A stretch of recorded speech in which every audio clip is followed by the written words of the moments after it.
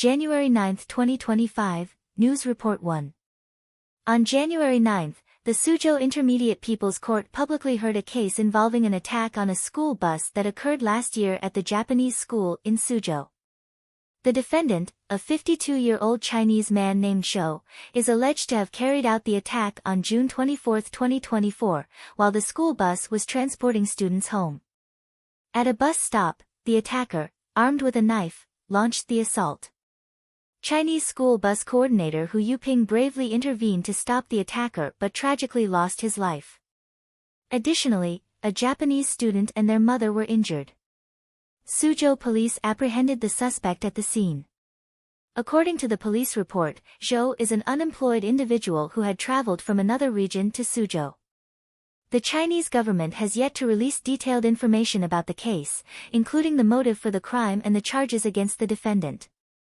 This level of secrecy is relatively rare and may be linked to the involvement of the Japanese expatriate community.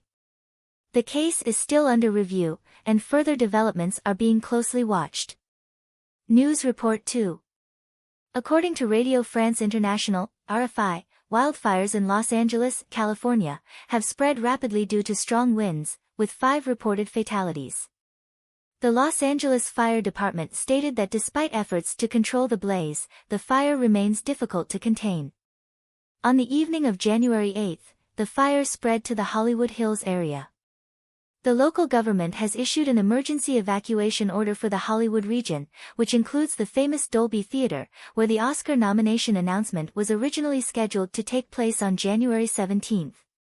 Due to the wildfire, the Oscar organizers announced the postponement of the announcement to January 19. White House spokesperson Karine Jean-Pierre announced on January 8 that President Biden had canceled his planned visit to Italy and would focus on addressing the wildfire crisis in California in the coming days. The wildfire situation in Los Angeles continues to evolve, and authorities are urging residents to stay informed through official updates and take safety precautions. News Report 3. Recent economic data from China continues to show significant deflationary pressure. According to data released by the National Bureau of Statistics on January 9, the Consumer Price Index, CPI, for December 2024 showed a slight increase of 0.1% year-on-year, almost flat. The Producer Price Index, PPI, dropped by 2.3% year-on-year, slightly improving from the previous decline of 2.5%, but still showing a significant downward trend. This marks the 4th consecutive month of low CPI growth, and the PPI has fallen for 27 consecutive months, reflecting the ongoing deflationary conditions in China. Despite new economic stimulus measures introduced by the Chinese government since September of the previous year, the CPI and PPI data suggest these policies have not yet had a noticeable effect. A recent report by Standard Chartered Bank highlighted ongoing challenges in China's real estate sector, and the U.S. plans to increase tariffs on Chinese goods, which could exacerbate deflationary pressures. Market expectations are that the People's Bank of China may implement faster and more substantial interest rate cuts, although significant rate cuts could pose a risk of sharp depreciation in the yuan. China's economic outlook remains a key concern, with calls for further policy adjustments to address deflation and other economic challenges. News Report 4. According to CCTV, the Chinese Ministry of Public Security announced on January 9 that a nationwide crackdown and inspection campaign will be launched before the Chinese New Year. The focus of this campaign will include nightclubs, night markets, popular tourist spots, and various sports venues. The police will mobilize additional forces to strengthen inspections, eliminate potential safety hazards, and improve public safety management. Meanwhile, on January 8, the Jiangsu provincial government issued a directive requiring every city, including smaller cities, to establish at least one night market economy brand, ensuring that the night markets offer both a lively atmosphere and an international flair to boost local economic development. Jiangsu province also emphasized using the night market economy to attract consumers and tourists.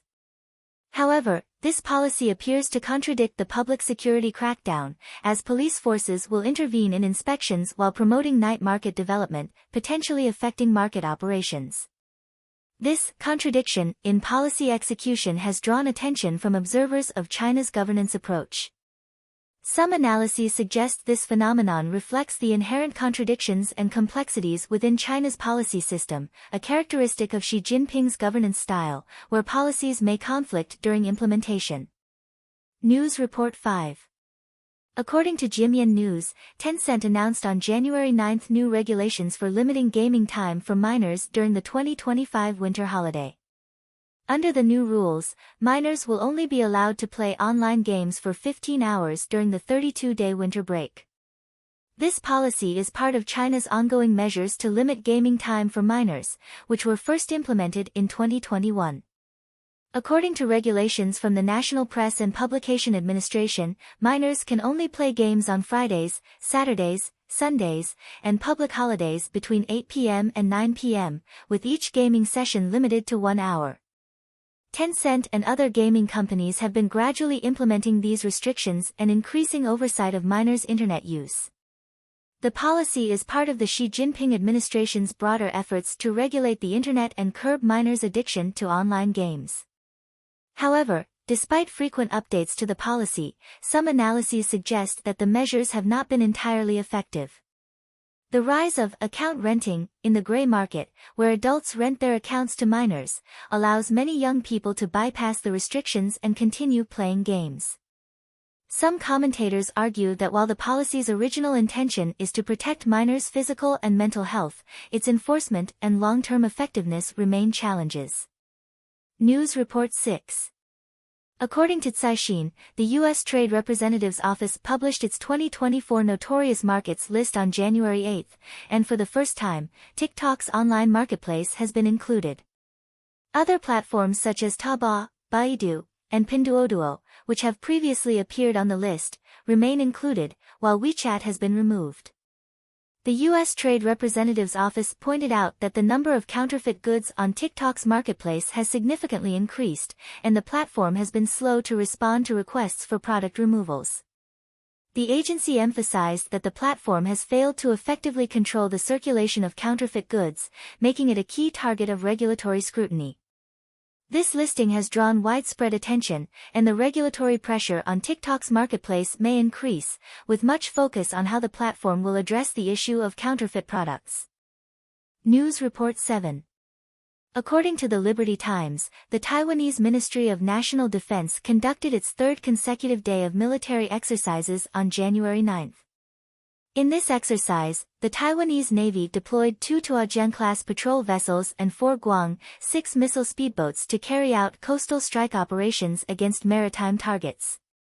The Tuajian-class patrol vessels demonstrated high-speed strikes followed by rapid maneuvers to disengage from combat. Additionally, the Taiwanese Navy showcased its ability to monitor the southwest maritime area using radar-equipped drones. The exercises, which began on January 7, involve not only the Navy but also Taiwan's Army, Air Force, and missile units, aiming to demonstrate the combat readiness of all branches of the military. This series of drills is part of Taiwan's efforts to enhance defense capabilities and showcase military strength to better respond to various military threats. News Report 8. According to Central News Agency, on January 3, the Chinese cargo ship Xuanqing 39, after anchoring in waters north of Taiwan, was accused of damaging undersea cables. However, the shipowner, Guo Wenjie, head of Hong Kong-based Jieyang Trading Company, denied the accusation. Guo Wenjie stated that Xuanqing 39 did not damage any cables while anchoring in the area and emphasized that the ship's navigation was normal. However, Guo Wenjie did not disclose why the cargo ship chose to anchor in the northern waters of Taiwan, nor did he explain why the ship performed a long S-shaped detour. This led to speculation that its navigation route might have been linked to the damage to undersea cables, but Guo Wenjie firmly denied any responsibility. Previously, Chinese cargo ships had sailed for up to 100 miles in the Baltic Sea, damaging undersea cables and gas pipelines. Despite this, Guo Wenjie continued to insist that Xuanqing 39 had no involvement in the cable damage. News Report 9. According to Kyodo News, On January 9, the Japan Coast Guard and the Indian Coast Guard conducted joint training in Yokohama, focusing on maritime rescue and responding to marine pollution. The training also involved participation from the U.S. Coast Guard and Australian maritime security agencies.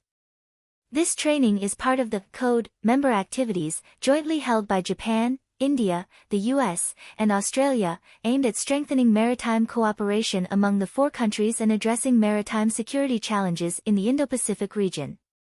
The Quad security dialogue continues to focus on countering China's growing maritime activities in the region. News Report 10.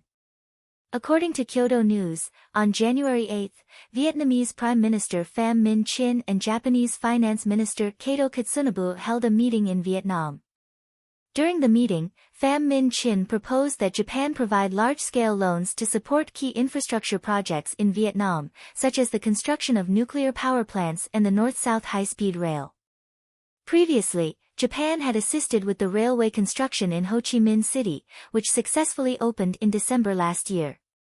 This meeting further highlights the increasing cooperation between Japan and Vietnam in infrastructure development and reflects the close economic ties between the two countries. News Report 11. The Hong Kong Center for Health Protection announced on January 9 that Hong Kong has officially entered the flu season. Data shows that as of January 4, the flu virus positivity rate has reached 5.69%, and 36 people per 10,000 have been hospitalized with the flu. In the past week, Hong Kong has experienced 7 flu outbreaks, involving schools and nursing homes, with a total of 45 cases. The Center for Health Protection urges citizens to get vaccinated and wear masks in public places to prevent further spread of the disease. Meanwhile, on January 9, Japan's Ministry of Health, Labor and Welfare reported that, in the last week of December, Japan saw 310,000 flu infections, a more than threefold increase from the previous year, setting the highest record since 1999. The entire Asia region, including mainland China, is facing an outbreak of flu. In mainland China, the flu outbreak is also spreading. At the same time, the China CDC released a report on January 9, noting that recent monkeypox virus infections have been detected in China. The source of the virus was a foreign national from the Democratic Republic of Congo. 4 close contacts were infected, from Zhejiang, Guangdong, Beijing, and Tianjin. The monkeypox virus spreads through close contact, including sexual contact, respiratory secretions, or direct contact with broken skin. Although the virus has a low fatality rate, it spreads rapidly, with symptoms including rashes, fever, and headaches. News Report 12. On January 9, the People's Bank of China announced the issuance of 60 billion renminbi in offshore bills in Hong Kong, setting a historical record. This move significantly increases the issuance scale compared to the 10 billion to 20 billion renminbi issued last year, signaling the People's Bank's determination to stabilize the RMB exchange rate. Lu Jia, Chief Macro Strategy Officer at Standard Chartered Bank, stated that it is unusual for the People's Bank to issue bills in January, especially without any bills maturing. He analyzed that this action aims to stabilize the RMB exchange rate by reducing the circulation of RMB in the market. Specifically, issuing central bank bills absorbs excess RMB in the market, reducing supply and thus helping to maintain exchange rate stability. On January 9, the RMB closed at 7.3320, down 3 basis points from the previous trading day. During the Asian session, the offshore RMB exchange rate was 7.3567, and by 11 a.m. Eastern Standard Time, it was 7.3566. The central parity rate was 7.1886, deviating by 1250 basis points from market expectations. Through this action, the People's Bank of China is clearly signaling its commitment to maintaining the stability of the RMB exchange rate. News Report 13. According to Xinhua News on January 9, He Yadong, spokesperson for the Ministry of Commerce, announced at a regular press conference that China has lifted the restriction on foreign invested enterprises, foreign firms, using RMB loans for equity investments. Previously, foreign firms in China were prohibited from using domestic bank loans for equity investments, including acquiring shares of other companies. This restriction was implemented in 2011 to prevent foreign capital from using low-cost domestic financing for high-leverage operations. The removal of this restriction means that foreign firms can now borrow from domestic Chinese banks to invest in equity, changing previous financing regulations. However, the actual impact of this policy change may be limited, as few foreign firms choose to borrow from Chinese banks for equity investments, especially in the current financial environment. This also reflects China's gradual relaxation of financing restrictions on foreign investment, though the pace of opening up in some industries and fields remains cautious. Some commentators believe that although this policy adjustment appears to be a signal of openness, the actual impact may not be significant as this behavior is not widespread. News Report 14. According to Kyodo News, NHK announced that it will use AI for its Chinese-language news broadcasts to prevent incidents like the one that occurred in August last year. In that incident, Chinese broadcaster Hu Yu suddenly deviated from the script during a broadcast, making comments on sensitive topics related to China's territory and history, such as the Nanjing Massacre, Comfort Women, and Unit 731. Hu Yu was dismissed, and NHK decided to switch its Chinese-language news, along with programs in 16 other languages, from live broadcasting to pre-recorded broadcasts, with the Chinese programs now entirely presented by AI. This move reflects NHK management's official thinking to reduce political risk and avoid controversies through AI broadcasting. News Report 15. According to Weiquan.net, the Suhui District Court in Bengbu, Anhui Province, held a hearing on January 8 regarding the case of the Huisher Guizheng Church. The church's pastor, Wan Changchun, was arrested by the Yunnan Lijiang Police in April 2023, initially charged with illegal business operations, later changed to fraud. Additionally, 3 followers were detained. The members of this house church have been detained for nearly 1 year and 9 months. This case reflects China's strict control over house churches and religious activities, especially the crackdown on unapproved religious activities. News Report 16. According to Voice of America, on January 8, the Philippine Immigration Bureau raided a telecommunications scam center in Manila and arrested 400 foreigners involved in gambling and telecom fraud activities. Most of those arrested were Chinese nationals. Philippine President Marcos announced a complete ban on online gambling in July last year due to its connections with telecom fraud, money laundering, human trafficking, kidnapping, and even murder. The Peace Research Institute, a U.S. think tank, estimated in May that around 15,000 people in the Philippines were forced to participate in telecom fraud activities, most of them Chinese nationals. The largest scale of telecom fraud is currently occurring in Myanmar, often led by Chinese nationals. The victims of the fraud are primarily from mainland China, Taiwan, and other regions. The source of the telecom fraud is closely related to Chinese telecom companies, which have obtained large amounts of personal phone numbers through real name registration, becoming an important support for criminal activities. Reports suggest that state-owned Chinese telecom companies have provided crucial information sources to these fraud syndicates. This highlights the international nature of telecom fraud and the complex economic and political links behind it.